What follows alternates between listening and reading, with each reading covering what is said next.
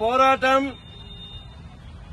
అట్లాగే కొనసాగుతున్న పోరాటం వీటన్నిటినీ సమీక్షించుకొని ఏదైతే ఈరోజు ప్రధానమైన డిమాండ్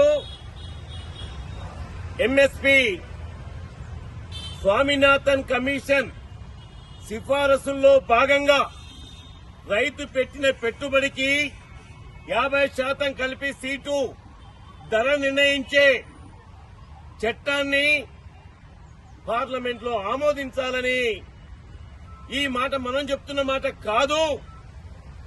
గతంలో 13 మాసాలు 750 మంది అమరత్వం పొందిన తర్వాత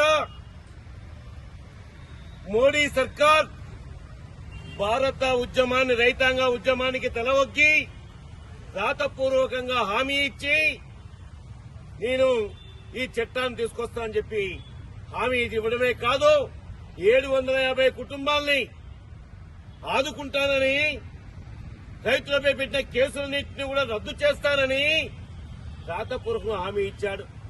హామీ ఇచ్చిన హామీల్ని పెడచెవిన పెట్టడమే కాకుండా తుంగలో తొక్కడమే కాకుండా కార్పొరేట్ కంపెనీలకు దాసోహం చేయడానికి కార్పొరేట్ కంపెనీలకు మన భూముల్ని అప్పనంగా ఒప్పచెప్పడానికి ఈ 3 చట్టాలు రద్దు చేస్తున్నారని చెప్పిన ఈ 3 చట్టాల స్థానంలో రూపం మార్చి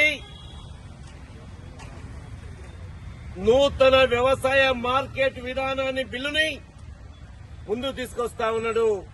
ఈ ఉద్దేశం రైతుల్ని రైతాంగ ఆత్మహత్యల్ని ప్రేరేపించే విధంగా పెంచే విధంగా ఈ చట్టం ఈ బిల్లు కాబోయే చట్టం ఈ బిల్లు ఉపయోగపడుతుందని చెప్పేసి జాతీయ సంయుక్త కిసాన్ మోర్చా ఎస్కేఎం భావించింది.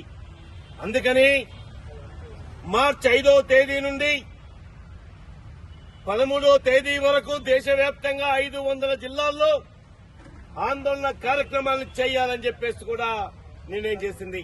అందులో భాగమే తెలంగాణ రాష్ట్రంలో నిజామాబాద్ జిల్లాలో ఈ రోజు ఈ ధర్నా కార్యక్రమాన్ని మనం ప్రారంభించుకుంటా ఉన్నాం. మిత్రులారా, ఒక విషయాన్ని మనం గమనిస్తే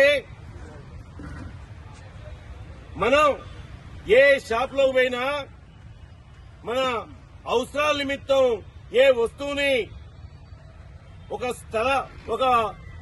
డ్రెస్సుని ఒక పెన్నుని ఒక సెల్ ఫోన్ ని కొనుగోలు చేయాలంటే ఎర్రజొన్నలు చెరుకు అవునా కాదా మనకు కనబడతా ఉంది.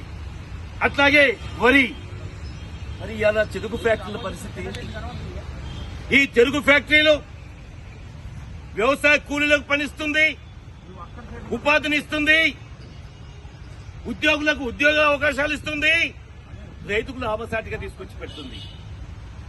ఈ రాష్ట్రంలోనే ఉమ్మడి రాష్ట్రంలోనే ఏకైక సహకార సంఘం పరిధిలో ఉన్న ఎన్సీఎస్ఎఫ్ ని ముండమోపినరు పాలక వర్గాలు. ఉన్న భూముల్ని కాజేస్తామని చెప్పేసి అంటే రైతు నాయకులు పోరాడి దాన్ని కాపాడిన సంగతి మనం అందరం చూస్తూనే ఉన్నాం. ఎన్ఎస్ఎఫ్ ఫ్యాక్టరీని ఆసియాలోనే లాభంతో నడుస్తున్న ఫ్యాక్టరీని రాజకీయ లబ్ది కోసం రాజకీయ అవసరాల కోసం ఆంధ్రకు ఒకటి తెలంగాణకు ఒకటి బ్రాంచీలు పెట్టి దాన్ని ముండమోపి ఈ రోజు విచిత్రం ఏంటంటే ఈ రోజు పోలీస్ స్టేషన్ లో ఉన్నారు 8 మంది కార్మికులు రాత్రి మెసేజ్లు పెట్టుకున్నారట. ఏమని?